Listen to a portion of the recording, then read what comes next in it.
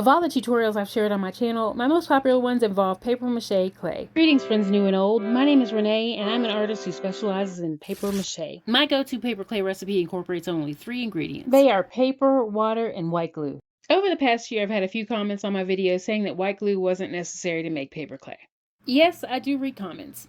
But the comments made me curious, so in this video I'll be sharing my comparison between paper clay with and without white glue. To get things rolling, I mix up 2 batches of paper clay, one with white glue and one without.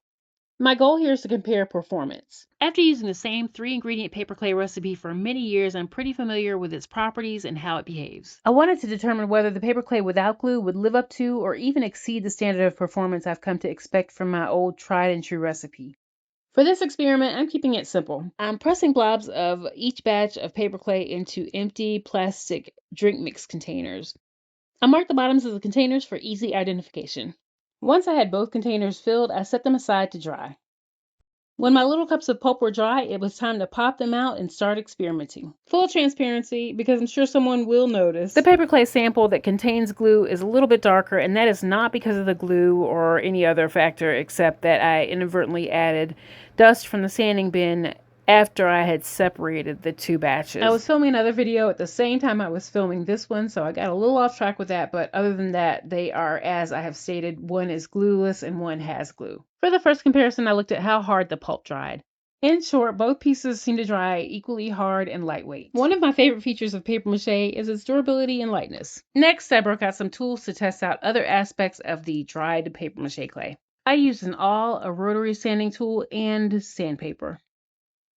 The next test was to try piercing the shapes. I chose this test because I'm often piercing dry paper mache to attach things to it or to turn it into beads or some sort of hanging object. Both samples performed the same. They were both strong and firm but easy to pierce without damage. So far we are tied for which version is the best. But be sure to stay to the end because one does come out on top. For the final test, I tried sanding my 2 samples. Over the years, I have stated repeatedly how sanding is my least favorite step in the process of creating paper mache shapes.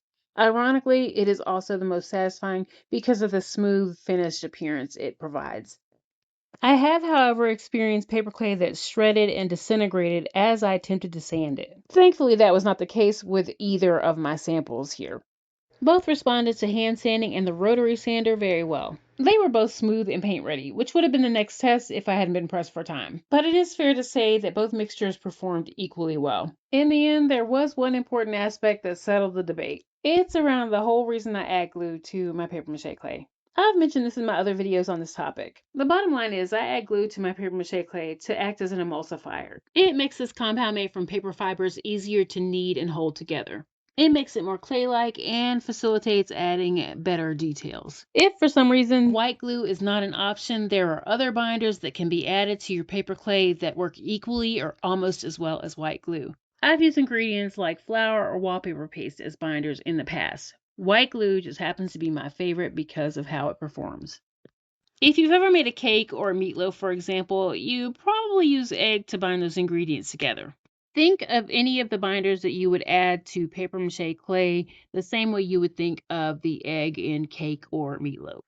Without that binder, your recipe may not turn out the way you expect. In my experience attempting to create things using a paper clay that did not include any kind of a binder, I experienced a compound that was crumbly and harder to hold together, and it didn't even allow me to create basic shapes, let alone definition and detail. Even my 6-year-old niece was not impressed. So for the time being and the foreseeable future, I will be sticking with my tried and true paper clay recipe of water, paper, and white glue. Be sure to check the links in the description for related content. If you enjoyed this video, don't forget to hit the like button, subscribe, and hit the bell button for notifications so you know when the next one comes out. I'm Renee, and this is Created by Renee, and I'll see you in the next one.